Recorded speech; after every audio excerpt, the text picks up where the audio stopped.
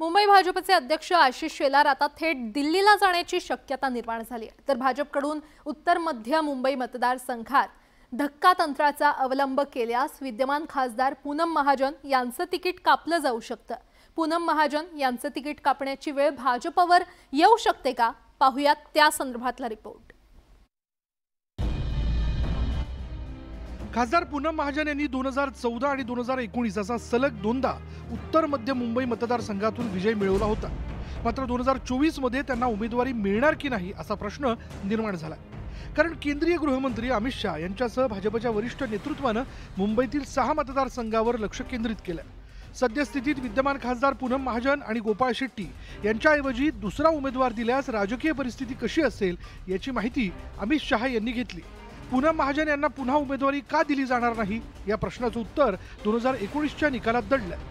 2014 मध्ये पूनम महाजन 1,86,000 मतांनी विजयी झाल्या होत्या।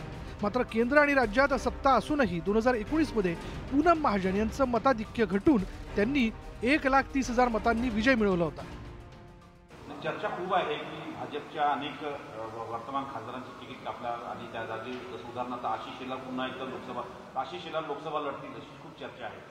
ठीक आहे, चर्चा प्रत्येक जण चक्रधर स्वामीच्या कथेसारखी करतात, ज्याला जे वाटतं ते मत मांडतो, पण असं नाही। भाजपकडून जोपर्यंत उमेदवारांची यादी जाहीर केली जात नाही तोपर्यंत पूनम महाजन की आशिष शेलार ही चर्चा सुरूच राहणार आहे। 2014 मध्ये उत्तर मध्य मुंबई मतदारसंघात कोणत्याही नेत्याची लढण्याची तयारी नसल्यानं पूनम महाजन यांना निवडणूक लढवावी लागली होती। मात्र तेव्हा त्यांनी विजय मिळवला होता। मात्र आता 10 वर्षात अनेक समीकरणं बदलली आहेत। या पार्श्वभूमीवर पूनम महाजन त्यांचं तिकीट राखण्यात यशस्वी होतात की नाही हे आता उमेदवारांची यादी जाहीर झाल्यावर स्पष्ट होईल। Bureau report, news 18 Lokmat.